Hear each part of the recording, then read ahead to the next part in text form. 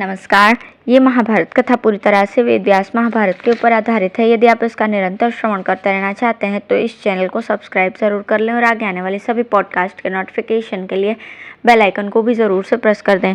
अब हम सुनेंगे राजा युधिष्ठिर के प्रश्न करने पर भीष्म जी का चारों वर्ण और चारों आश्रमों के धर्म सुनाना।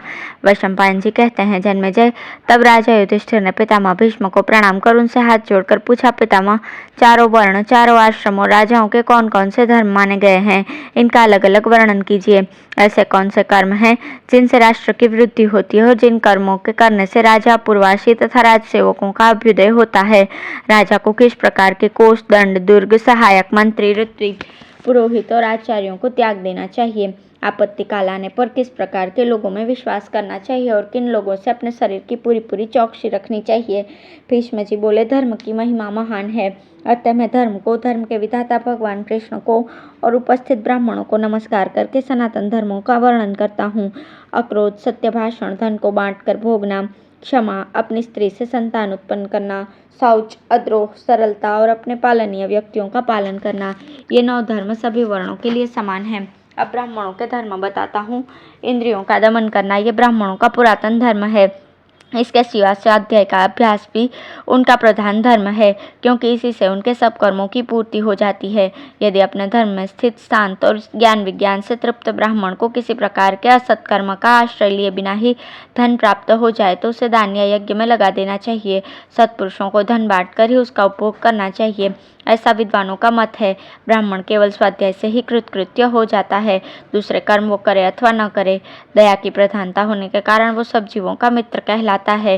राजन, अब क्षत्रिय के धर्म सुनो। क्षत्रिय को दान करना चाहिए किंतु मांगना नहीं चाहिए। इसी प्रकार यज्ञ करना चाहिए किंतु कराना नहीं चाहिए। वो वेदादि का अध्ययन करे किंतु पढ़ावे नहीं। प्रजा का पालन करे तथा लुटेरों को मारने में चौकस रहकर रणभूमि में पराक्रम दिखाए। जो राजा, शास्त्रज्ञ और बड़े बड़े यज्ञों से यजन करने वाले हैं और जो युद्ध में विजय प्राप्त करते हैं, वे ही पुण्य लोकों को प्राप्त होते हैं। जिस प्रकार दान, स्वाध्याय और यज्ञ राजाओं के कल्याण में सहायक है, उसी प्रकार युद्ध भी उनके लिए निश्रेयस का साधन है। अतः धर्मोपार्जन के लिए राजा को अवश्य युद्ध करना चाहिए। उसे अपनी सब प्रजा को अपने अपने धर्म में स्थित रखते हुए उससे सब प्रकार के धर्म कृत्य कराने चाहिए। राजा प्रजा पालन से ही कृतकृत्यता प्राप्त कर लेता है। दूसरा कोई कर्म वो करे अथवा न करे, उसमें बल की प्रधानता है, इसलिए वो प्रजा का इंद्र कहा जाता है। इसके बाद मैं वैश्य का सनातन धर्म सुनाता हूँ। दान, अध्ययन, यज्ञ और पवित्र साधनों से धन संग्रह करना, ये उसके प्रधान कर्तव्य है। इसके सिवा उसे सावधानी से सब प्रकार के पशुओं का पालन करना चाहिए। यदि वो किसी शास्त्र विरुद्ध कर्म का आचरण करता है तो उसे विकर्म कहा जाता है। पशुओं का पालन करने से वैश्य को बड़ा सुख मिलता है, इसलिए उसे ऐसा विचार कभी नहीं करना चाहिए कि मैं पशुपालन नहीं करूंगा। अब तुम्हें शूद्र के धर्म बताता हूँ। ब्रह्मा जी ने शूद्रों के 3 वर्णों का दासत्व के लिए रचना की है। इसके लिए उन्हें उसकी सेवा शुश्रूषा में लगे रहना चाहिए। उनकी सेवा करने से ही उन्हें बड़े से बड़ा सुख मिल सकता है। शूद्र को धन संचय कभी नहीं करना चाहिए, क्योंकि धन पाकर वो पाप में प्रवृत्त हो जाता है और अपने से बड़े ब्राह्मण आदि को अपने अधीन रखने लगता है। उसे कोई धार्मिक कृत्य करना हो तो राजा की आज्ञा पाकर वैसा कर सकता है। अब मैं उसकी वृत्ति का वर्णन करता हूँ, जिससे उसकी आजीविका का निर्वाह हो सकता है। 3 वर्णों को शूद्र का भरण पोषण अवश्य करना चाहिए। उसकी सेवा के बदले उसे काम में लाए हुए छाते, चादर, जूते और पंख देने चाहिए। जो फटे पुराने वस्त्र और पहनने योग्य न रहे, वे शूद्र को ही दे देने चाहिए, क्योंकि धर्मतः वे उसी की संपत्ति है। सेवा परायण शूद्र जिस किसी द्विज के पास जाए, उसी को उसकी आजीविका का प्रबंध कर देना चाहिए, ऐसा धर्मज्ञ पुरुषों का कहना है। शूद्र को भी अपने स्वामी का किसी प्रकार आपत्ति काल में भी त्याग नहीं करना चाहिए।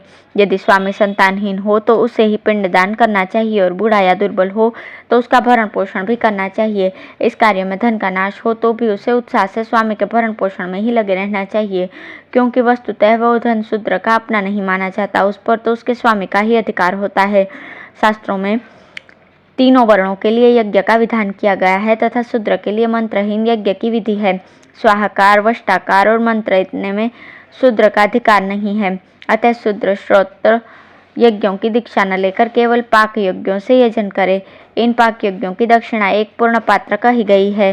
3 वर्ण जो यज्ञ करते हैं उनका फल शूद्र को भी मिलता है, क्योंकि श्रद्धा यज्ञ ही सब यज्ञों में प्रधान है। यज्ञ करने वालों का भी परम देव श्रद्धा ही है और ब्राह्मण शूद्रों के परम देव हैं। अतः अपनी श्रद्धा के बल से शूद्र अपने स्वामी ब्राह्मण आदि के किए हुए यज्ञों का फल का अधिकारी हो जाता है। शूद्र को रुक, शाम और यजुर्वेद का अधिकार नहीं है, फिर भी उसका इष्ट देव प्रजापति है। इस प्रकार मानसिक यज्ञों का अधिकार सभी वर्णों को है। मनुष्य जो इंद्रियों को जीतकर प्रातः काल और सायंकाल में श्रद्धापूर्वक हवन करता है, उसमें भी प्रधान कारण श्रद्धा ही है। जो श्रद्धा संपन्न बीज यज्ञों को उनके विधि विधान के सहित जानता है और जिसे आत्मज्ञान के विषय में भी पूर्ण निश्चय है, वही यज्ञानुष्ठान का सच्चा अधिकारी है। यदि कोई चोर, पापी या महापापी भी यज्ञ के द्वारा भगवान का यजन करने के लिए उत्सुक हो तो उसे भी साधु ही कहा जा सकता है। ऋषिगण भी ऐसे पुरुष की प्रशंसा करते हैं। अतः निश्चय यही होता है कि सब वर्णों को सर्वदा जैसा बने वैसा यज्ञानुष्ठान करते रहना चाहिए। तीनों लोकों में यज्ञ के समान कोई धर्म नहीं है, इसलिए मनुष्य को ईर्ष्या रहित होकर अपनी शक्ति के अनुसार श्रद्धापूर्वक यथेच्छ यज्ञ यज्ञादि करने चाहिए। युधिष्ठिर, अब तुम चारों आश्रमों के नाम और कर्म सुनो। ब्रह्मचर्य, गृहस्थाश्रम, वानप्रस्थ और संन्यास, ये 4 आश्रम है। इनमें गार्हस्थ्य की महिमा विशेष है। ब्रह्मचर्य में जटाधारण और उपनयन संस्कार द्वारा द्विजत्व प्राप्त करके वेदाध्ययन करे। फिर गार्हस्थ्य में अग्न्याध्यान आदि कर्म करते हुए उनके द्वारा तीनों ऋणों से मुक्त होकर इंद्रियों का संयम करके स्त्री के सहित अथवा उसे छोड़कर वानप्रस्थ आश्रम में प्रवेश करे। इस आश्रम में आरण्यक शास्त्रों का अध्ययन कर वनवासियों के धर्म सीखे और फिर ब्रह्मचर्य पूर्वक संन्यास लेकर इंद्रिय संबंधी भोगों से विरक्त हो जाए। महाराज, मोक्षकामी ब्राह्मण के लिए ब्रह्मचर्य का पालन करने के बाद ही संन्यास आश्रम में प्रवेश करने का अधिकार कहा है। सन्यासी को चाहिए कि मन और इंद्रियों का संयम करे, जहाँ सूर्यास्त हो वहीं ठहर जाए, किसी वस्तु की इच्छा न करे, अपने लिए कोई कुटी न बनाए और जो कुछ मिल जाए उसी से निर्वाह कर ले, सब प्रकार की कामनाओं का त्याग कर दे, सबके प्रति समान भाव रखे, भोगों से दूर रहे और हृदय में किसी प्रकार का विकार न आने दे। इन सब धर्मों के कारण यह आश्रम साक्षात क्षेमधान अर्थात कल्याण का स्थान है। इसमें पहुंचकर पुरुष अविनाशी परमात्मा के साथ एक ही भाव को प्राप्त हो जाता है। अब गृहस्थाश्रम के धर्म सुनाता हूँ। जो पुरुष वेदों का अध्ययन कर सब प्रकार के कर्म करते हुए संतान उत्पन्न करके इस आश्रम के मुनजीनोचित कठोर धर्मों का पालन करता है, वो भी इंद्रियों के भोगों से विरक्त हो जाता है। गृहस्थ को चाहिए कि अपनी ही स्त्री में संतुष्ट रहे, ऋतुकाल में स्त्री समागम करे, शास्त्राज्ञा का पालन करे, शठता और कपट से दूर रहे, परिमित आहार करे, देवताओं की आराधना में तत्पर रहे, दूसरों के उपकारों को याद रखे, सत्य और मृदु भाषण करे, दया और क्षमा से युक्त रहे, इंद्रियों का संयम करे, गुरु एवं शास्त्रों की आज्ञा माने, देवता और पितरों की तृप्ति के लिए हव्य कव्य देता रहे, ब्राह्मणों को निरंतर अन्नदान करे, मत्सर से दूर रहे, अन्य सब आश्रमों का पोषण करे और सर्वदा यज्ञ यज्ञादि में लगा रहे। ब्रह्मचारी को एकमात्र आचार्य की ही सेवा में तत्पर रहना चाहिए। इंद्रियों को काबू में रखकर अपने व्रत का पालन करना चाहिए। वेदों का स्वाध्याय करते हुए नित्य कर्मों का अनुष्ठान करना चाहिए।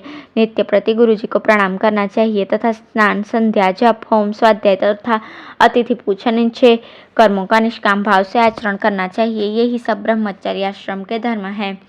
धन्यवाद।